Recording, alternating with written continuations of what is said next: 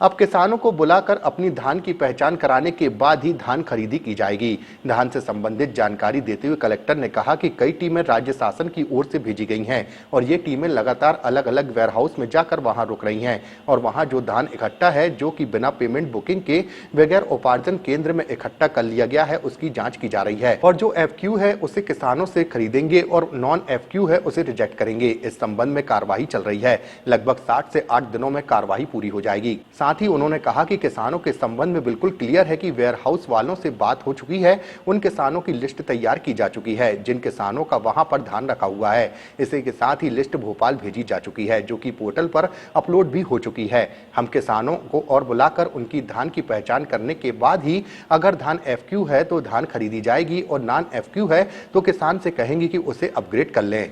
देखिए, धान खरीदी के मामले में अभी हमारी जो सबसे बड़ी प्रायोरिटी है वो ये है कि जो किसानों का माल गोडाउन में रखा है उसको हम लोग FAQ की पहचान करके उसको खरीद लें। जो भोपाल से टीम आई है वो धान की जांच कर रहे हैं और इस बात को देख रहे हैं कि कौन सा धान FAQ है, कौन सा धान नॉन FAQ है। कुछ गोदामों में वो टीम गई थी और वहाँ पर स्टैक लगे हुए थे, मतलब बोरे एक के ऊपर एक जमे हुए थे।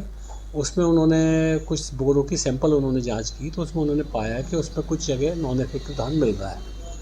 तो उन्होंने वेयरहाउस वालों को कहा कि भाई आप इससे जो स्टैक है इसको तोड़ दीजिए ताकि हम बीच में भी चेक कर सकें कि बीच में भी तो ख़राब नहीं है, क्योंकि बाहर तो सामान्य तौर पर ऐसा देखा गया है कि बाहर की जो लाइन रहती है बोरों की वो ठीक ठाक रहती है और जो अंदर में है उसमें ज़्यादा खराबी देखने को मिलती है। वैसे भी किसानों से ख़रीदना है तो आपको तोड़ना तो पड़ेगा, इसी को खोल के तो करनी पड़ेगा। तो वो उन्होंने उनको कहा था। उस समय कुछ वेयरहाउस वालों ने शायद कुछ नानुकर की थी। आज मैंने जो वेयरहाउस वाले थे उनको बुला के भी बात की और वो तैयार हैं उसको स्टैक को तोड़ने के लिए और मेरे ख्याल वो कार्रवाई आज चालू हो जाएगी। तो वो इसके बाद स्टैक को तोड़ने के बाद वो चेक कर लेंगे, जो FAQ है वो खरीद लेंगे। सर, मुख्यतः उसमें देखा गया है जो 2 केंद्रों में जो निरीक्षण हुआ है उनके पास परमिशन नहीं थी, उसके बाद भी वो किसानों का परमिशन 2 की बात नहीं, परमिशन तो 36 की नहीं थी। 36 गोदामों में ऐसा हुआ था कि जहाँ परमिशन नहीं थी और लोगों ने वहाँ पे धान का संग्रहण कर लिया था। ऐसे कुल मिला के 36 गोदाम थे। तो जिन लोगों ने भी मध्य प्रदेश की हर पल की ताजा खबरों व हमसे जुड़े रहने के लिए हमारे YouTube चैनल को लाइक व शेयर और सब्सक्राइब करें ताकि हम आपको हर खबर आप तक पहुंचा सकें। जुड़े रहने के लिए धन्यवाद।